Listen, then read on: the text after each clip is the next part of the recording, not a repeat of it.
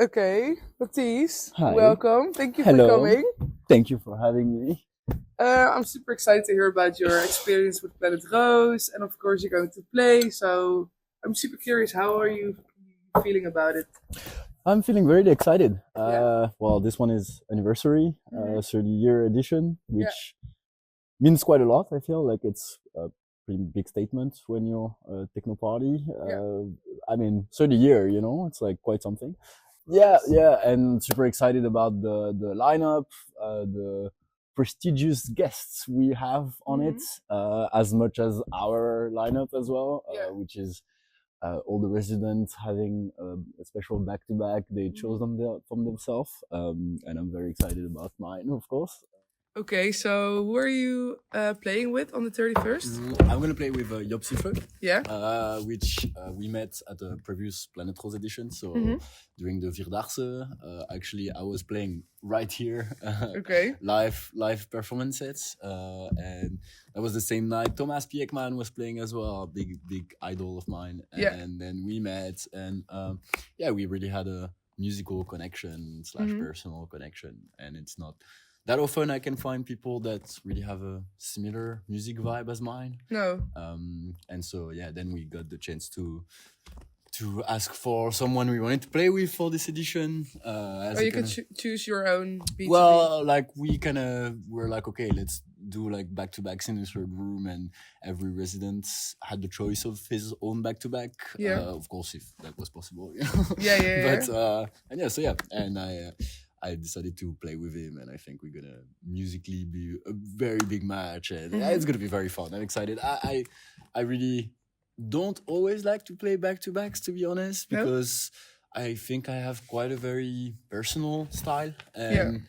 and way of expressing myself when I play and stuff, Mhm. and it doesn't necessarily fit with everyone, which is not a bad thing, but it's just like sometimes it can be a bit challenging to find someone I can really have the same energy with, music wise and performing wise. Yeah, because it's not only the physical way of playing, but also the choice the choice of Yeah, music. I think it's really like a certain vision of music or something that I don't really find with everyone, Hmm.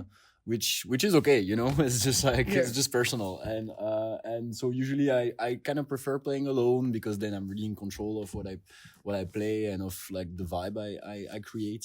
Yeah. But here I really have the feeling this is gonna be like really interesting, Really nice. music Yeah. wise, and also when you have someone you really match with, playing wise, it's just really fun to play, Yeah. because like you have this kind of like connection and And like especially because it's a special, like because you said like it's not common that you meet someone who you can level with like that. yeah, yeah, yeah. So this is going to be a really really special one. Yeah, yeah, yeah, and we have like we do the closing slot also, so Mhm.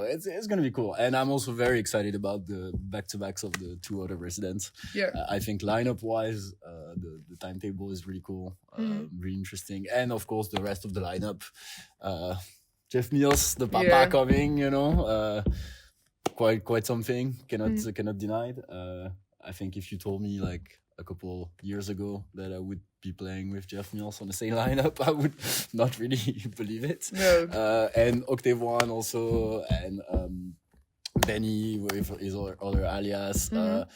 Really a Yeah. prestigious lineup, and for me, Octave One kind of a special one because Yeah. I've seen them, like when I was 18 or something, one of my first festival back in France, and I was pretty blown away because they were playing live with synthesizer and stuff, and I'm that's where I come from. I Yeah. started making music only with live synthesizers, and before being a DJ, I was mostly playing live, and producing, and eventually I got into DJing, but that's where I come from, and Yeah. that's where I'm going back now. Mhm. Kind of Ooh, exciting. teasing a bit, but yes.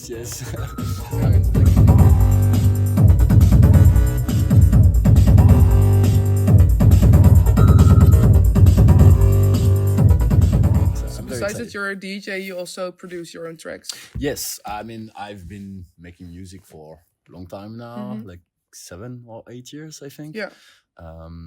And I play some instruments, and I do stuff with my voice more and more. Oh, Actually, cool. Like what? Like, do you have an example of that? well, I couldn't place one thing, you know. That's the thing also with me. I think my music is very broad. I have a sound more than a style. And so I really don't like to put myself in a case. I experiment a lot with what I do. Yeah. So it can really go. If I show you some of my tracks, you like I can show you something that's here and something that's completely the other side of the spectrum. Very diverse. Yeah, but that's what Oxymore stands for, actually. The name Oxymore stands for this opposites, this kind of paradox. Oxymore is, for the little definition, oxymore is French for oxymoron.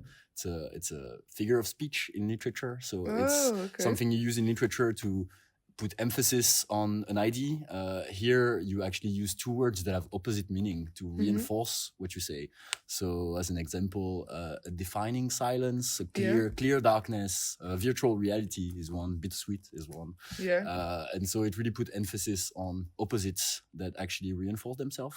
And that's why I call myself Oxymore, because I think myself, personality, and my music are very much on both sides of the spectrums, but never in the between. Like I'm really always in extremes. But I'm always trying to make those extreme harmonizing together. Like that's really what I'm all about, you know. Like I love to play with these contrasts, with these paradoxes and opposites. So same with my music. I play with a lot of contrasts, so much that it's hard to put myself in a box. And now I'm doing more of those projects where with my voice and other things, some acoustic elements, it's really hard to describe or to explain. Best will be to make you listen in the future.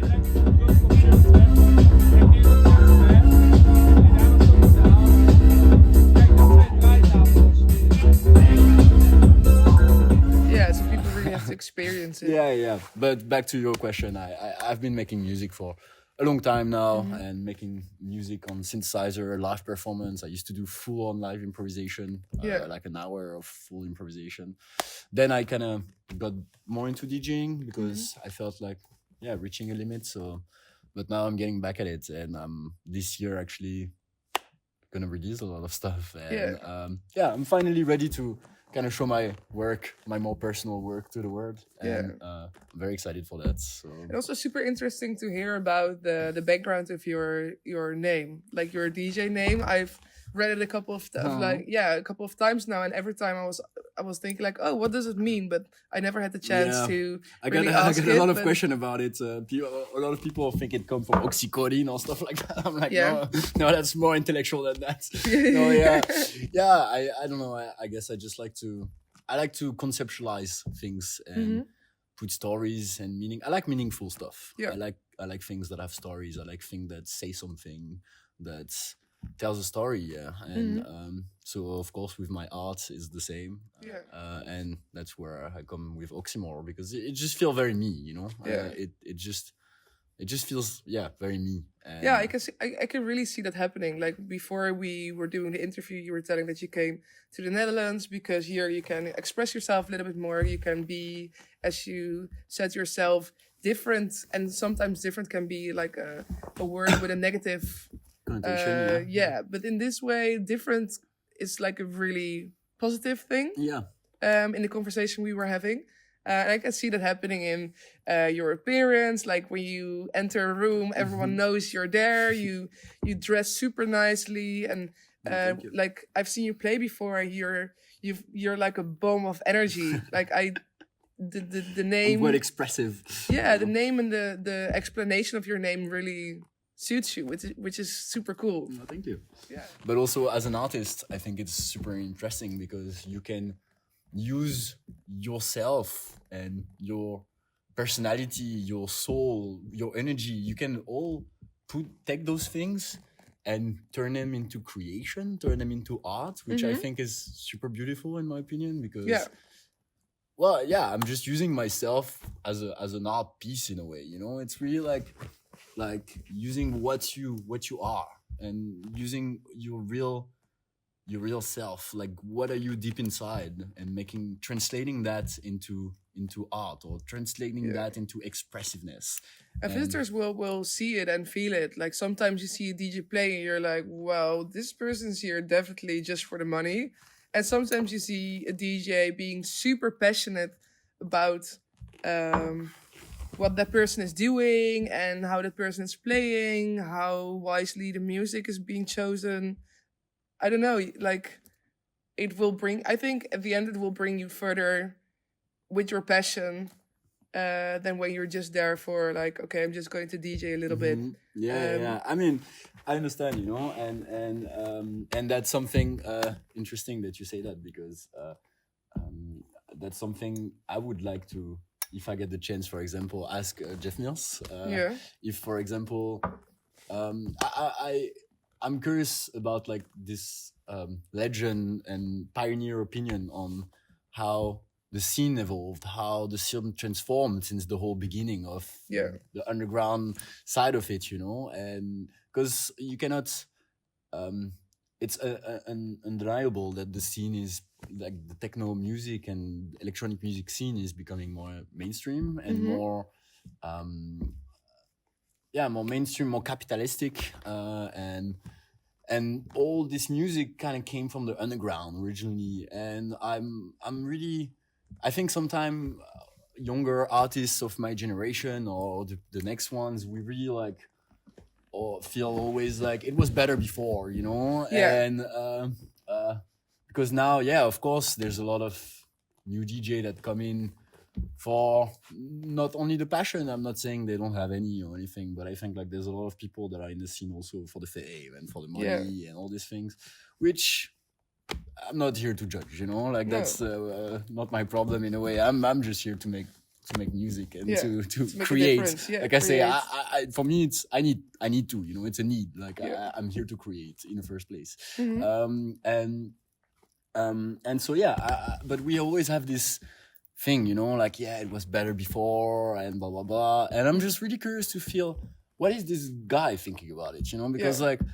yes, maybe it was more on the ground before, maybe it was more pure, you had this crowd and stuff, but also like everyone else was shitting on techno, you know, like the public opinion was really bad about it. It was almost like a stigmatized demon music, you know, like boom boom, like demonic stuff, you know, and like and some guys like Jeff Mills or like Laurent Garnier, for a French reference, those guys are like pioneer that really changed those things and push this music to go from the underground to a more mainstream sphere, and there are the people that make us also able to make careers out of it or to be here, you know, and to but also, you know, on this way it also became, like I say, more capitalistic and etc. And so I think there's good side, bad side to it. Now we see with TikTok or like other things that, you know, like I'm just very curious to see what is this guy that actually, like those guys that really fought for this music to kind of be where it is now. What are their opinion on it? You know, do they think it was better before, and like now we kind of lost the underground and all the soul of it, and it's all about money and social media and everything? Or do they actually think it's cool? And do they think like, yes, it did come with like bad stuff, but it also made it more accessible. There's more offer, means like more artists expressing themselves. But how are you feeling about it? Like, well, I feel like I lack perspective, you know. That's why I would like to ask those guys. Of course, I feel like maybe it was better before, but we always tend to think it was always better before. You know, that's proper of younger generation. You always see it from the back and you say, oh yeah, it looked like it was better before. Yes, we are.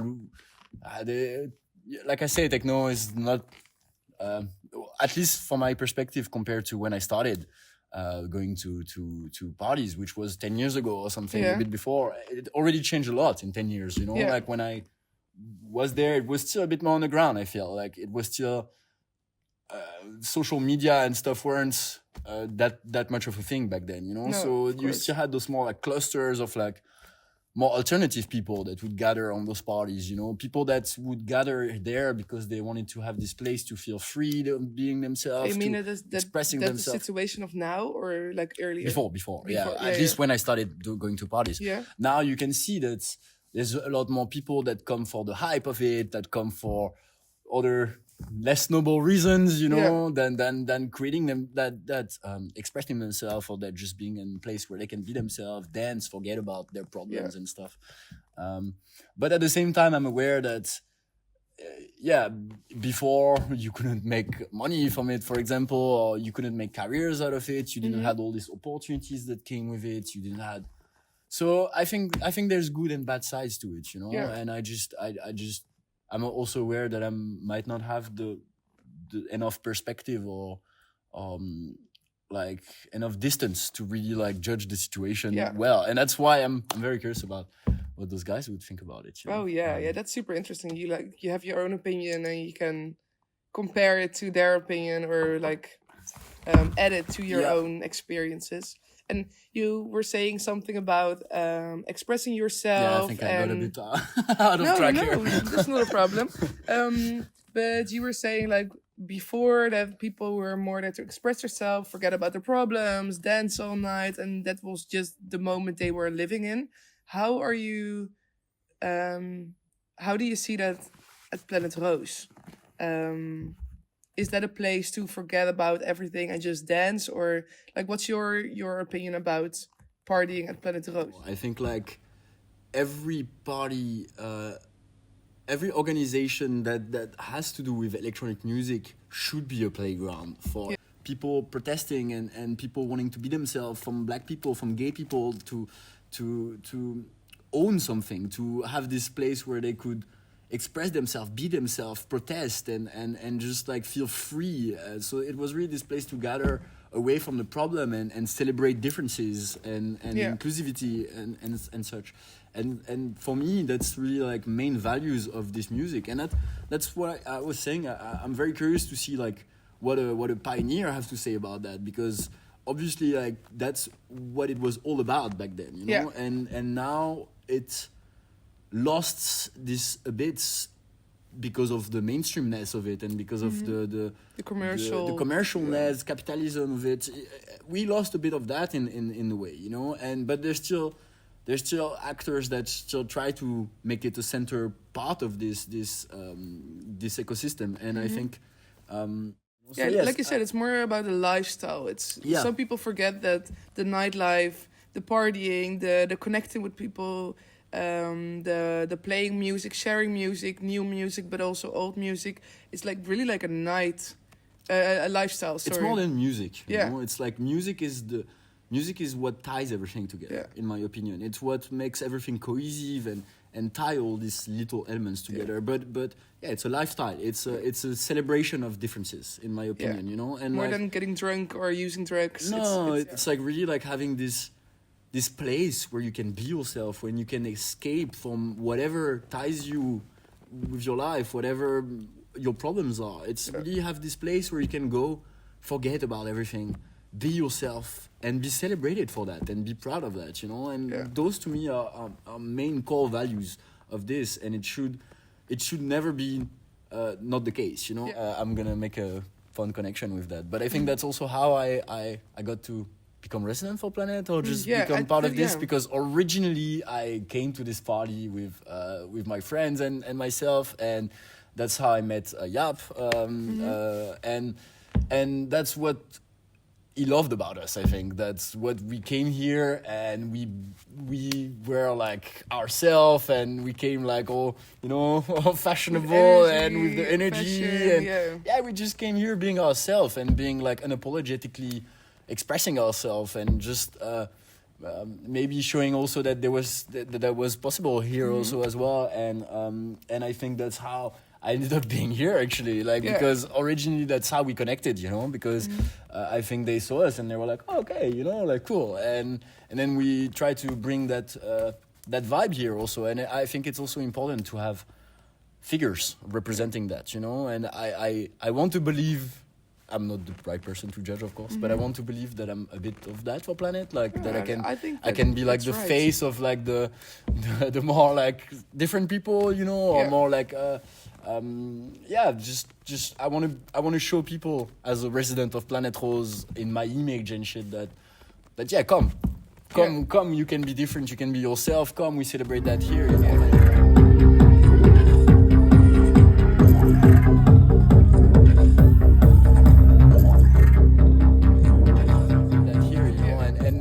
yes, maybe not everyone is like that here, because we still need to have space for other people to discover this scene. Yeah. To, you know, it's also, like I said before, this bigger party, they have also the responsibility of being the entry point for newcomers to the scene, and that's also up to us to educate them to the values of the scene, to the unwritten rules that we have. There's always this like unwritten rules in the club, you know, that, and this like purist that like, no, you know, but no, we should like educate people, you know, talk about those unwritten rules and stuff, and that's like take people by the hand and show them different aspects. Those parties are the perfect place to do that, because like I say, it's a bit the merging of those two words, and so I really want to.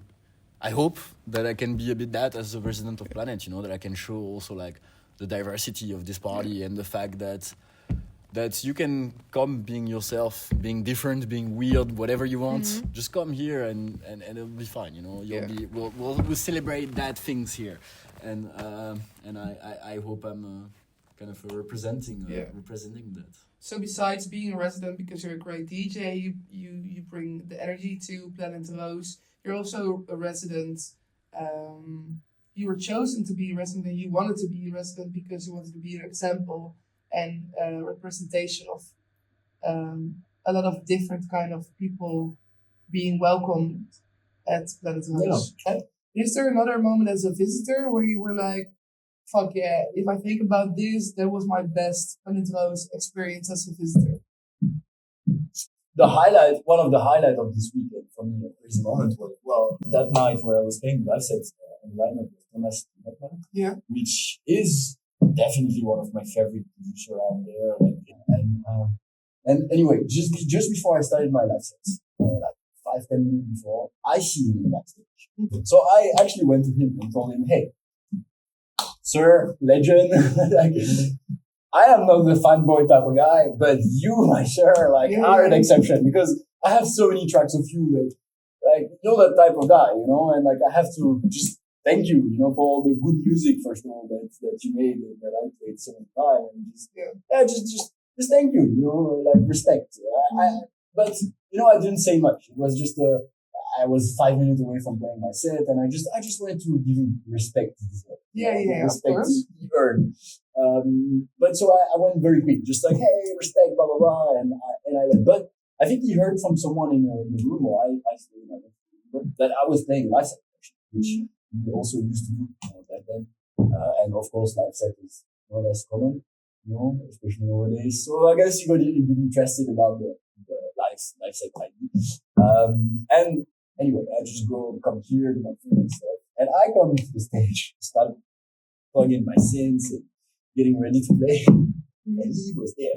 He came to me on the stage. He came to me and he told me, good luck. And and then he sat on the corner there, like with his girlfriend, and he spent the first 15 minutes of my set being there in a corner, arm crossed, looking at me. And girl, let me tell you the pressure of having goddamn Thomas Piekman in a corner looking at my live sets. Like, and like that was for me, that was quite something, you know, like, was a lot of pressure, but also an accomplishment in a way, you know, to realize like I can get this guy attention, in a way, you know, without actually saying much, because I really did not have time to show him. So just show my respect and enthusiasm for what I do, I suppose. And he felt that, I guess, and came to me. And again, with like coming back to the things happening at the right moment. Like sometimes it just has to be like that you don't have a lot of time to talk to him, and then at the end he ended up watching your set, listening to your set. Like it just had to be like that. Yeah, and you know, it's also symbolical. Like the fact that he came on stage to tell me good luck. Yeah. Well, first of all, it shows that he has played live before, because you need luck when you play live, which I did not, ironically, because I had a technical problem the first when he was there. So pressure plus times 2. Yeah, but that's the thing with playing live. You always have like one cable that's like, wow, some shit. Yeah, it's part of the job and the show, and part of the risks you take by playing live instead of just. But you know, it just meant a lot to me.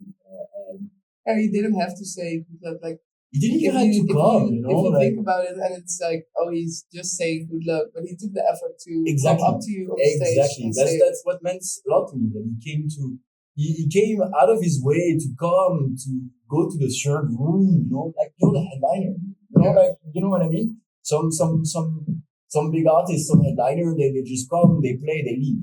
No judgment. You know? Like I understand the professional aspect of it. I understand that sometimes you just come to play as well. You know, so I'm not judging that, but like the fact that such a legend, and especially a legend that is specifically to me, you know, like that someone that means something to me, went out of his way to do that was just like wow. And yeah, eventually he left after 10-15 minutes because he had no shit to do, you know, he had to play as well. And after my set and his set, we again met in the backstage, and a little amount of time that you stayed, he told me, yeah, that sounded like sharp, that sounded good. I disagreed, of course, because I'm a perfectionist and I was not satisfied about what I did, I guess, because like, but still, you know, it meant so much to hear that from him, and it was just such a crazy moment, you know. And I was wondering, like, we've been talking about the past a lot. What can we expect from you the 31st, and maybe even like looking further? How to say that? Looking further, future, yeah. Looking beyond. Looking beyond. Well, let's start with the 31st. Like, what do you have? Well, to serve us? Actually, you asked me this question in kind of like the right time, I guess, because I feel I'm really going through like a transition part of my life now. This year I've really decided to. I've been making music for 8 years or something. Now I've been playing professionally for 2-3 years, and I'm really happy with what I did so far, and how things went. But I want more in a way, like you know, like I'm not where I want to be yet, because I just have a lot of ambition as an artist, and I want to create more. Yeah, I want to do more, not necessarily music. I just have a lot of ideas, and I just have a lot of. This is a lot I want to do, you know? And I was waiting. I've been a bit patient, as in like That's good, right? I felt like I wanted to really master my craft and really find my style, my sound, really take the time to think about my music, about myself as an artist, about my image, about, you know, my name, all the stuff, my style, everything. I really wanted to mature a bit before I don't know. Now my perspective of it might have changed now, but at one point I felt like, yeah, like it was not really what I was still experimenting. You know? I didn't really have. I had a glimpse of my sound, but it was not really what I wanted to do, I guess. And so yeah, now I've took more time to mature my art, to mature my style, what I represent. I've took a bit of time to make it really new, to make sure that that's what I wanted to release, you know, and stuff like that. But of course, over time, I also the longer I waited, the harder it was to make it happen, you know, because I'm very perfectionist, and I've waited so long to release stuff and to show my music and things that I made more music in the meantime. So, you know, the longer I waited, the more music I made, the more good stuff I made, the more it been hard to actually finally take the step to release. But now I'm really at this point now where I feel like I've really matured my art. I've really matured what I want to do. I've learned a lot of experience also through my years DJing, with how to be in the party scene. I made a lot of contact. I learned about, also the whole more party aspect of it, the social aspect of it, the being a resident for organizations, the organization. You know, I've took a bit of all that aspects of it because, let's say, before that, I was really a studio nerd. You know, I was always in my studio making music. Now, for a couple of years, I've been going out a lot. I've been DJing a lot. And I feel now I have both sides of this. You know, like I have the nerdy side, but also like I've been going out a lot. I know what's going on within the scene, but that's also something important. And if I can give an advice to young producers or stuff like that, all the nerds that stay at their place make amazing music, because there's a lot. You need to go out. You need to also see how the ecosystem works.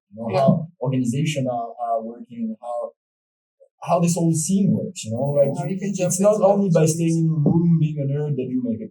You need, but it's also not only by going out and going to party that you make it work. At least that's how I see things, I think. And I think now I really kind of get the best of both worlds. I've seen both sides. Mm-hmm. And so I really feel like now I have all the cards in my hands to make it happen, And I've made music for so long that I have way too many tracks to choose from. And I have many projects with different styles, with different things. I've really matured my things. So this year is time, like actually I'm right now working on my first EP. It's coming pretty soon. I don't want to, but things are coming. Big things coming. Big things coming. Big things coming. No, but for real. No big talk or some shit. I've been waiting a long time, and I'm ready. Yeah. I'm gonna share a lot of things this year. I'm super excited. Can't wait to see what's gonna happen this year. So do we. Okay, thank you so much for coming here. Thanks for sharing all your experiences, your plans for the future, and your thoughts about it. It was really nice to have you here. Well, you're welcome. I hope I didn't talk too much. It's perfect. We just have to do one thing and wave to the camera. Like, bye. Happy anniversary, Planet! Yay, Planet! Woo!